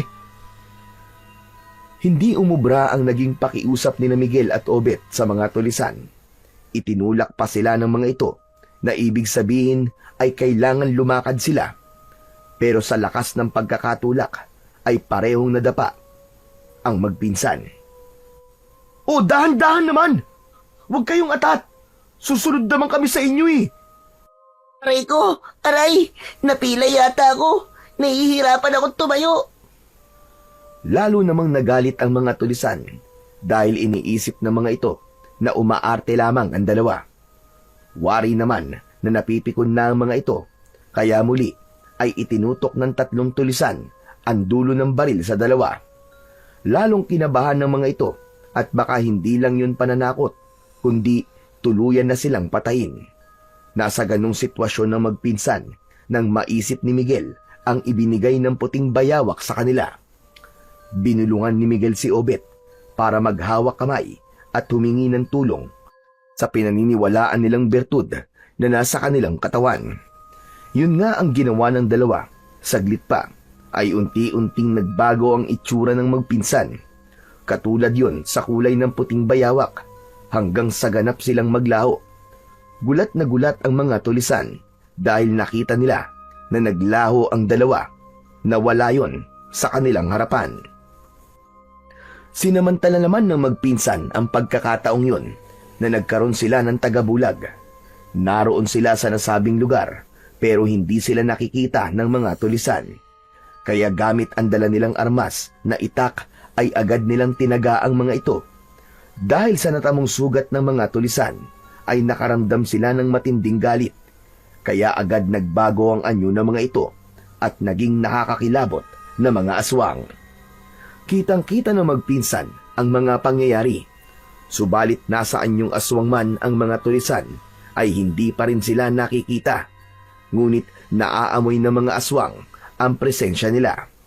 Kaya hindi man sila nakikita, ay alam ng mga aswang na naroroon lang sina Miguel at Obet. Ginamit ng mga aswang ang kanilang pang-amoy upang labanan ang dalawa. Ngunit nahirapan ang mga tulisang aswang para talunin sila. Hindi na nag-aksaya pa ng panahon sina Miguel at tiniyak nilang magagapi na nila ang aswang na nasa kanilang harapan. Gamit ang mga itak, ay tuluyan na nilang napatay ang mga ito. Nang mapatay na nila ang mga halimaw, ay nagbalik na sa dati ang magpinsan. Ang galing! Nakikita na ulit kita, Obet! Ikaw din, Pinsang Miguel. Ayos na ayos yun ah. Ang astig natin. Ang galing ng bisa ng bertud galing sa puting bayawak. Kaya nga, at malaya na nating mapapasok ang kuta ng mga tulisan para iligtas si Tia Corazon. Tama ka, Pinsan. Hindi na tayo dapat mag-aksaya pa ng panahon. Gawin na natin yun. Pumasok na tayo sa kanilang kuta para makita na natin at mailigtas si nanay. Tama lamang na hindi magsayang ng panahon sina Miguel at Obet dahil sa pagsapit ng gabi ay nakatakda ng ikasal si Corazon sa pinuno ng mga tulisan. Sa nasabing seremonya ay tiyak na may iba pang ritual ang maaaring mangyari. Sandali lamang, pinuno. Sigurado ka ba sa plano mong pagpapakasal sa babaeng yon? Oo, Alvaro. Iba siya sa mga babaeng nakilala ko. Gusto ko talaga siyang mapangasawa at maging ina ng aking mga anak na magpaparami ng lahi ng mga aswang. Subalit, hindi pa natin siya kauri. Hindi pa siya aswang na kagaya natin. Kaya nga kailangan makasal na kami. Dahil sa mismong kasal namin, ay doon ko palang maisasalin sa kanya ang pagiging aswang. sa pamamagitan yun ng alak na aming iinumin na may halong dugo galing sa aking katawan. Kapag nainom niya yun, hahalo ang alak na may dugo sa kanyang katawan at ang dugo ng aswang ay dadaloy na sa kanyang mga ugat. Yun na rin ang magpapabago ng pagkatao niya. Kung sa bagay, tama ka naman, Kapoldo. Kapag ganap na rin siyang aswang, hindi niya nagugustuhin pang umalis dito. Yayakapin na niya panigurado ang manirahan dito. At saka ko pa lamang siya aangkinin. Dahil tiyak, hindi na siya tututol, kundi kusan loob na niyang ibibigay sa akin ang kanyang katawan. Higit na kaligayahan ang dulot nun sa akin na kusa niyang ibibigay ang kanyang katawan. Hindi siya man lalaban. Dahil wala na ang tatlong bantay sa daan patungo sa loob ng kuta, ay malayang nakaraan doon ang magpinsan. Nagsimula na rin kumagat ang dilim, kaya kailangang bago pa gumabi, ay kailangang nasa loob na sila ng kuta upang malaman ang kilos ng mga tulisan. Kaya parang walang makakita sa kanila, ay minsan pang humingi sila ng tulong sa bertud na kanilang taglay. Kailangang muling gumana sa kanilang katawan ang tagabulag upang walang makakita sa kanila. Hindi naman sila binigo ng bertud dahil minsan pa'y gumana yun at walang kahirap-hirap silang nakapasok sa kuta. Maging ang mga bagay na nakadikit sa kanilang katawan, gaya ng sibat at itak, ay hindi rin nakikita. Namangha sila dahil tila isang pamayanan ang lugar na yon sa gitna ng kagubatan. May mga kubo na nakatayo na sa palagay nila ay tirahan ng mga tulisan. Napakalawak ng kanilang kuta, Obit. Oo nga, pinsan. Sa kaya sa mga kubong narito, nandun si nanay. Isa-isahin natin para malaman natin. Hindi naman tayo mahihirapan dahil walang nakakakita sa atin. Tama ka. Mabuti pa nga. Ibig ko nang malaman ang kalagayan ng nanay ko. Habang iniisa-isa nilang puntahan ang mga kubo na naroroon sa loob ng kuta, ay may narinig siyang usap-usapan sa mga tulisang naroon. Tungkol ngayon sa gagawing kasalan, kaya nagkatinginan ang magpinsan. Ano daw? Kasal? May gaganaping kasalan dito? Pinsan, hindi kaya ang nanay ko yon? Mag-aasawang nanay mo? Nabiyag lang ng tulisan, mag-aasawa na kagad. Ano ka ba? Baka gusto lang pakasalan ng kanilang pinuno. Kung sa bagay, maganda talaga si Tia Corazon. Di nga ba? Dati siya naging mutya ng barangay natin tapos dun din sa bayan. Tapos siya palagi ang nananalo. Kung talagang si nanay ang ikakasal na yun, hindi yun dapat matuloy, pinsan. Pigilan natin yun. Dapat lang, lalo na't ang mga tulisan na narito ay mga aswang. Tsaka, magiging aswang din ang nanay mo kapag naipakasal sa kanilang pinuno. Hindi maaaring mangyari yun, Miguel. Ayoko magpakasal sa isang halimaw ang nanay ko. Ganap nang naihanda ang mga kailangan para sa gagawing kasal ni Capoldo at Aling Corazon. Ang lugar kung saan gagawin ang seremonyas ay naayos na. May mga tulisan na nagkatay na rin ng mga hayop gubat upang gawing alay at magiging handa sa okasyon. Samantala, silipin naman natin ang nagaganap sa loob ng pahingahan ni Capoldo. Kausap niya si Aling Corazon. Mugto ang mga mata ng babae dahil sa labis na pag-iyak. Naubos na ba mga luha mo, Corazon? Kaya tumigil ka na sa iyong kakaiyak. Ilang beses ko bang sasabihin sa iyo na ayoko magpakasal sa iyo, Capoldo? Sabi ko nga sa iyo, sa lugar na ito, ang bawat sabihin ko ang batas. Hindi nga kita mahal. Ang ikinakasala yun lamang mga taong nagmamahalan. Dito sa gubat, Corazon, ay sapat ng isa lang ang nagmamahal para ikasal ang dalawang nilalang. Mahal kita, Corazon. Yun ang nararamdaman ng puso ko. Maniwala ka sa akin. Mas mainam na gawin mo na lang ang gusto mo sa akin. Gamitin mo ang katawan ko. Pagsawaan mo ko. Hindi ako tututol. Pero pagkatapos nun ay pakawalan mo na ako. Mas gusto kong bumalik sa anak ko. Naghihintay siya sa akin. Hindi maaari yun. Ayokong angkinin ka ng sapilitan. Isa pa, kung ang anak mo lang ang iniisip mo, pwede ko siyang ipakuha upang dalhin dito para makasama mo. Hindi. Ayoko. Wag na wag mo siyang ipapakuha. Hayaan mo na siya. Ayoko madamay pa siya sa paghihirap na dinaranas ko ngayon. Mas mainam kung tatahimik ka na lamang, Corazon. Dahil sabi ko nga sa'yo, ay wala ka na magagawa. Sa ayaw at sa gusto mo, ay tuloy na ang ating pagpapakasal mamayang gabi. Kasabay ng pagsikat ng bilog na buwan, mainam na magpakasal sa pagbibilog ng buwan dahil swerte ang hatid nun sa ikakasal na aswang.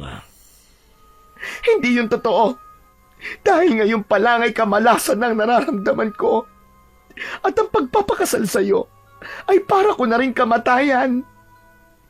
Hindi na pinansin pa ni Capoldo ang mga sinabi ni Aling Corazon. Minsan pa ay itinali niya ang paa at kamay nito bago pa niya ito iwan para lumabas ng kubo. Nais lang tiyakin ng lalaki na hindi makakaalis at walang anumang magagawa ang babae para matakasan siya. Lalo na't nakahanda na ang lahat para sa kasal. Tiyak na ni Capoldo ang kanyang sarili. Si Corazon ang babaeng gusto niyang mapangasawa at makasama habang buhay. Mahal niya na rin ito. Yun ang sinasabi ng kanyang puso. Samantala, naumpisahan na ni Miguel at Obet ang pagbisita sa mga kubo. Marami na silang pinuntahan at sinilip, subalit bigo sila. Ilang kubo na lang ang hindi pa nila natitignan at umaasa sila na sa mga natitirang kubo ay mahahanap na nila si Aling Corazon. Insan, tanong lang, paano pala kung hindi pala sa lugar na ito naroon ng nanay mo? Alam ko nandito siya, Miguel. Nararamdaman ko yun. Lumalakas ang kaba ng dibdib ko. Natitiyak kong makikita natin siya sa lugar na to. Nasa ganung pag-uusap ang magpinsan nang isang tulisan ang biglang sumigaw dahil isang babae raw sa loob ng kubo ang nagpakamatay. Agad ay nagkatinginan sina Miguel at Obet. Naku po!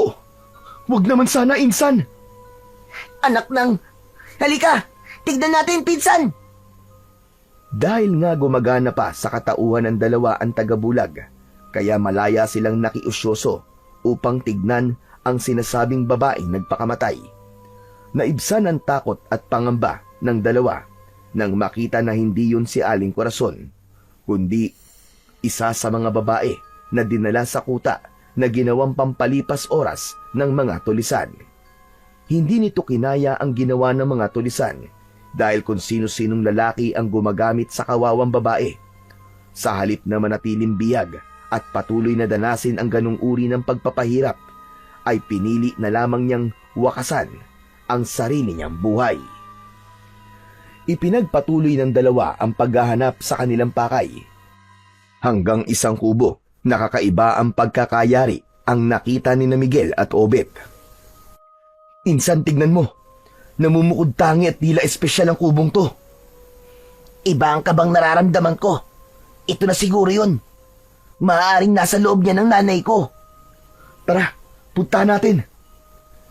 Nilapitan nila ang pinto ng kubo at nakasara yun. Maigpit na nakatali ng malaking lubid ang pinto. Kaya't gamit ang itak ay pinutol ni Miguel ang tali kaya nabuksan yon. Agad na pumasok ang dalawa at isinara upang hindi makaagaw ng atensyon sa makakakita. Naroon nga sa loob si Aling Corazon. Nakatali ang mga paa at kamay. May takip din ang bibig nito upang hindi makasigaw. Dahil hindi nakikita ni Aling Corazon sina Miguel at Obet na pumasok sa kubo, kaya lalong sinidlan ng takot ang babae. Nakita niyang bumukas ang pinto at sumara, subalit walang sino mang pumasok. Upang matapos ang pagtataka nito, ay nagsalita na si Obet. Nay, huwag kayo maingay. Kami po ito. Kasama ko po si Miguel. Opo, tiya. Narito po kami ni Obet para iligtas kayo. Inalis ni Obet ang nakatakip na tela sa bibig ng ina para makapagsalita ito.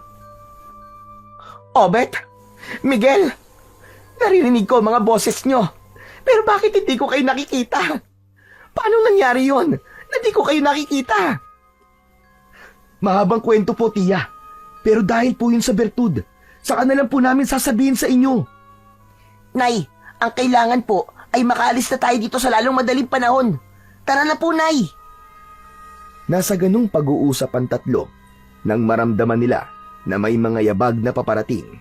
Dahil hindi naman nakikita ang magpinsan, kaya wala silang dapat alalahanin. 2 babaeng tulisan ang pumasok sa kubo at nais nilang ilabas si Corazon. Teka, anong gagawin niyo sa akin? Saan niyo ako dadalhin? Tumutol ang ina ni Obet na sumama sa mga babaeng tulisan. Sinabi ng mga ito na ipinapalipat siya ng kubo dahil nasa ibang kubo ang damit na isusuot para sa kasal. Kailangan ng bihisan at maigayak si Aling Corazon ayon sa utos ni Capoldo. Dahil hindi maaaring tumutol ang babae, kaya pumayag na lamang siyang ilabas ng kubo at ilipat ng lugar upang doon ay bihisan. Nakasunod lamang sa kanila ang magpinsan. Walang nakakakita sa kanila, pero napapalingon paminsan-minsan ang mga babaeng tulisan dahil pakiwari nila ay may nakasunod sa kanila. Isa pa ay may naaamoy silang kakaiba, kaya may kutob silang meron silang kasamang ibang nilalang. Dahil nga sa ginagawang paghahanda para sa kasal at iginagayak na rin si Aling Corazon, ay nawalan na ng pagkakataon ang magpinsan na makausap ito. Kaya nag-isip na lang sila ng ibang plano. Wala nang ibang pagkakataon, Obet. Kaya gawin na lang natin sa araw mismo ng kasal. Yun nga rin ang iniisip ko, Pinsan. Pero tiyak namang bago pa ang mismong oras ng kasal, ay baka iwan nilang nag-iisa sa kubo si nanay. Yun na rin ang magiging pagkakataon natin para itakas siya. Ang narinig ko kanina, gagawin ang kasal sa pagsikat ng buwan. At malapit na yon. Mga ilang oras na lang ang hihintay natin dahil maya-maya lang ay sisikat ng buwan. Magpahinga na muna tayo dahil siguradong mapapalaban tayo mamaya. Humanap na muna tayo ng mapagtataguan. Kailangan itigil na muna natin ang paggamit ng bertud. Huwag na muna tayong gumamit ng tagabulag dahil baka kung kailan natin kailangan yon, saka pa pumalpak at magkaroon ng aberya. Tara na! Kaya naghanap na ng mapagkukublian ang dalawa upang doon ay magpahinga at hindi na muna gamitin ang tagabulag. Maghihintay na lamang sila ng takdang oras. Sa bahay naman ni na Lolo Teban ay balisa ang matandang lalaki para sa mga apo na alam niyang nasa gubat para iligtas si Aling Corazon.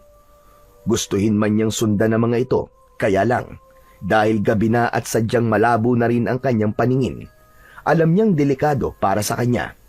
Kung kaya ang tanging magagawa niya at maitutulong ay ang manalangin sa may kapal para sa kaligtasan ng mga apo at ng kanyang anak, para magtagumpay sila na maiuwi si Aling Corazon. Sumilip na ang maliwanag na buwan.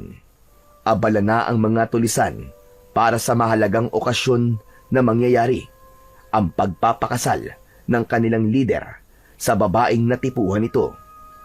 Tumunog ang tambuli na hinipan ng isang tulisan. Yun ay pagbibigay hudyat na nalalapit na ang hinihintay nilang sandali. Matutupad na ang pangarap mong kasal, Capoldo. Nasasabik na rin ako, Alvaro. Ngayon lang kita nakita na ganyang kasaya.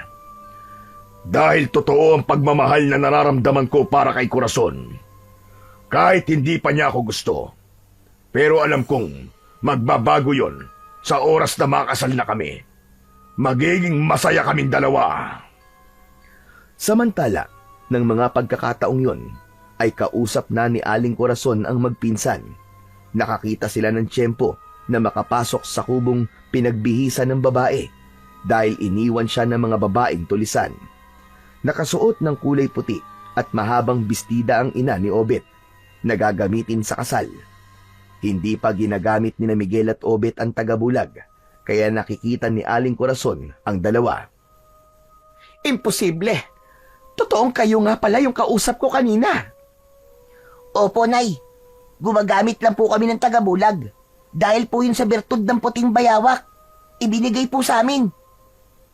Ito na po ang tamang oras para makaalis po tayo sa lugar na to, tiya. Hindi kayo dapat makasal sa pinuno ng tulisan. Oo, Miguel. Kahit na sa panaginip, ay hindi ko gugustuhin magpakasal sa pinuno ng tulisang aswang. Walang magandang mangyayari sa buhay ko kapag nangyari yon. At hindi rin po ako papayag na magkaroon ng amain na aswang. Tsaka malamang kayo rin po, Nay. Gagawin din po kayong aswang. Kaya tama lamang na hindi matuloy ang pagpapakasal ko kay Capoldo. Pinsan, anong gagawin natin? Hindi tayo dapat magsayang ng oras.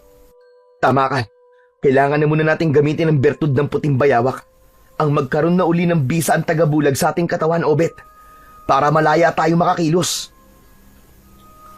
Saglit na lumayo ng bahagya ang magpinsan. Naghawak kamay sila at ipinikit ang kanilang mga mata.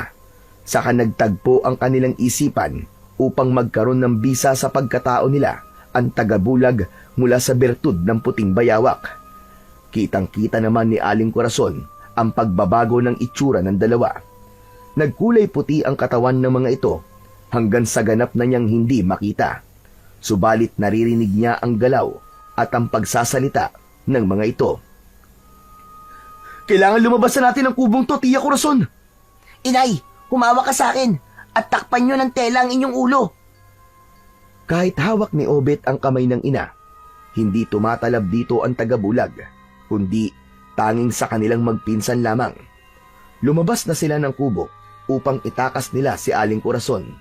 Alam nilang hindi magiging madali ang kanilang gagawin. Muling tumunog at humudyat na ang tambuli.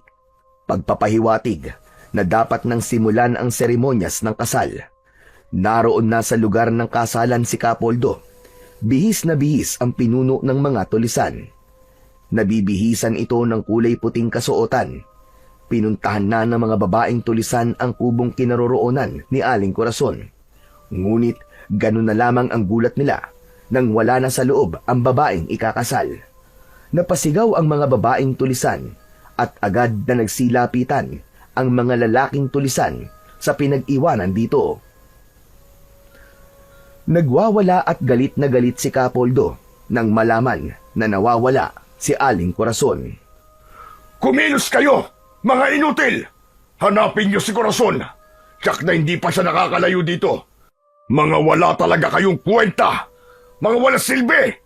Hindi man lang niyo nakita ang pag-alis niya. Dahil sa takot ay nagkanya-kanya ng kilos ang mga tulisang naroon upang hanapin ang babae. Alam nila kung paano magalit si Capoldo, kaya dapat nilang maibalik si Corazon upang matuloy ang kanilang kasal. Bago paganap na makaalis sa kuta ng mga tulisan sina Aling Corazon kasama ang magpinsan, ay isang bantay ang nakakita. Agad itong sumigaw upang humingi ng tulong dahil nakita niya ang pagtakas ni Aling Corazon. Nagsipaglapitan ang mga tulisan na nakarinig sa sigaw ng bantay. Pilit nilang kinuha upang ibalik si Aling Corazon para matuloy ang kasal. Pero syempre, hindi papayag sina Miguel at Obet na mangyari yon. Kaya naman, ginamit nila ang kanilang dalang sandata upang labanan ang mga tulisan na ibig kumuha kay Aling Corazon. Ganun na lamang ang pagtataka ng mga tulisan dahil ramdam na ramdam nila na may nananakit at lumalaban sa kanila, subalit hindi nila nakikita. Dahil doon ay sinidlan ng takot ng mga ito. Dahil yun sa mga nilalang na kalaban nila, subalit hindi nakikita. Lalo na't nakikita na lamang nilang nasusugatan at meron ding napuputol ang mga braso ng ibang tulisan. Sa kabila noon ay hindi pa rin napigilan ang mga tulisan para lumaban, kaya ang iba sa kanila ay naging aswang na. Sa pagpapalit ng anyo ng mga tulisan para maging aswang, ay saka pa lang nila nakita ang kanilang kalaban. Dahil nakikita ng mga aswang ang tunay na itsura ni Miguel at Obet, mas malalakas ang mga aswang na yon dahil walang epekto ang tagabulag ng dalawa. Naku po! Naging aswang ang mga kalaban nating tulisan, Obet! At tignan mo, Miguel. Nakikita nila tayo. Alam nila kung nasan tayo. Delikado tayo nito. Oo nga, walang bisa sa paningin ng mga aswang na yan ang tagabulag natin. Sigurado mas malalakas sila. Kaya kailangan mas galingan natin ang pagharap sa kanila gamit ang ating mga sandata. Teka, si Inay Miguel. Dinala siya ng mga tulisan sa kanilang pinuno. Itutuloy pa rin nila ang kasal. Obet, huwag ka mag-alala. Dahil may napag-usapan na kami ni Tia Corazon kanina. Isa yun sa plano ko. Sakaling mahuli tayo at mahadlangan ang pag-alis natin dito sa kuta. Anong gagawin ni Inay? Maghintay lang tayo, Obet. Ang kailangan muna nating gawin ay harapin ng mga tulisang aswang na ibig din tayong patayin. Dinala ng mga tulisan si Aling Corazon sa harap ni Capoldo. Malaking ngiti ang agad na sumilay sa pinuno ng tulisang aswang nang makita na naroon ang babaeng nais niyang pakasalan. Ano pang hinihintay natin? Simulan na ang seremonyas para sa aming pag-iisang dibdib ng aking minamahal. Isa kang baliw, Capoldo! Baliw ka! Mangyayari ng aking pinakaasam. Magiging asawa na kita, Corazon. Magiging akin ka na ng buong buo. At magiging bahagi ng aming samahan. Magiging aking reyna. At magiging ina ng aking mga magiging anak. Isang kahangalan yon. Hindi yun mangyayari kailanman. Nagngingit-ngit na sa galit si Aling Corazon at mula sa ilalim ng suot niyang saya ay inilabas niya ang putol na pana na ibinigay sa kanya ni Miguel at buong lakas at bilis na itinusok niya yon sa dibdib ni Capoldo sa mismong tapat ng puso nito. Buong lakas niyang ibinaon yon para umabot sa puso ng pinuno ng mga tulisang aswang. Pumalahaw si Capoldo sa tindi ng sakit, lalo na't tinamaan ng matulis na sibat ang kanyang puso. Habang pumapalahaw, ay nagbago ang anyo ni Capoldo at naging nakakatakot na aswang. Subalit nawalan ng saysay ang pagbabagong anyo niya dahil hindi pa rin niya magawang alisin ang sibat na tumusok sa kanyang dibdib. Ginamitan yon ni Miguel ng bulong mula sa tulong ng bertud ng puting bayawak.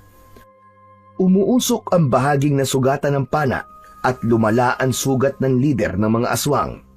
Tila naaagnas ang bahagi na may sugat at gumagapang yon sa buong katawan ni Capoldo. Walang nagawa ang ibang tulisan na naroroon.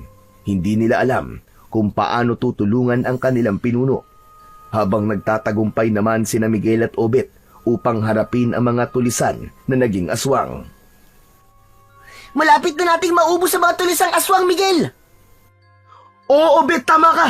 Hindi tayo pinabayaan ng bertud ng puting bayawak. Dahil bukod sa tagabulag na binigay niya, binigyan din niya tayo ng bilis at lakas para lipulin ang mga kampo ng kadiliman. Habang unti-unting naaagnas ang katawan ni Capoldo dahil sa ginawang pagsaksak ni Aling Corazon ng sibat sa mismong puso nito, ay tila nanghina na rin ang iba pang mga tulisan na naroroon.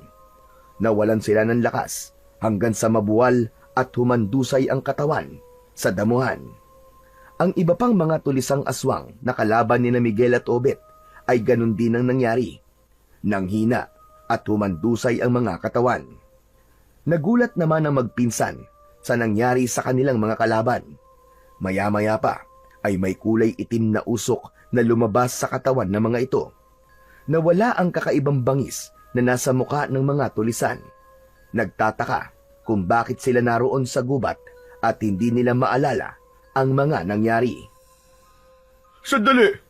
Bakit kami nandito? Sino kayo? Teka! Naguguluhan ako! Malaya na kayo. Sige na, ligtas na kayo sa kamay ni Capoldo. Sino siya? Sino si Capoldo? Hindi na mahalagang makilala niyo pa siya. Isa pa'y wala na rin siya at ligtas na kayong lahat sa kanya. Maaari na kayong umuwi sa inyong mga pamilya. Bilisan niyo na! Umalis na kayo rito! Pagkasabi ni Aling Corazon ng bagay na yon, ay wala nang naging tanong pa ang mga taong dati tauhan ni Capoldo.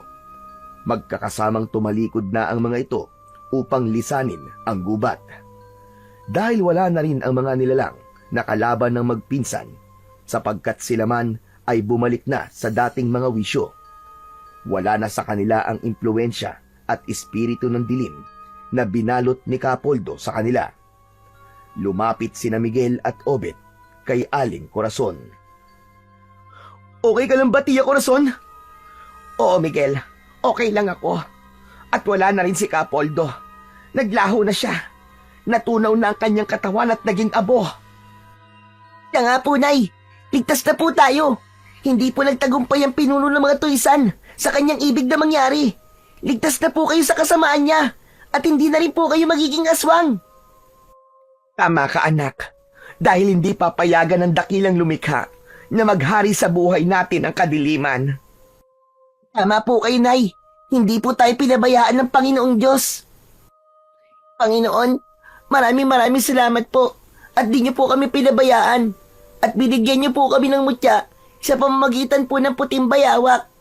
Maraming salamat po, Panginoon. Nilisan na ng tatlo ang madilim na gubat. Subalit ang kanilang paglalakbay papauwi ay natatanglawan lamang ng liwanag mula sa bilog na buwan. Tapos na ang dumating na dilim sa kanilang buhay. Ngayon ay natatanglawan na ng buwan ang kanilang maliwanag na bukas. Ganap na ring makakalaya ang Baryo Dalupihan sa kadilimang hatid ng grupo ng mga tulisang aswang.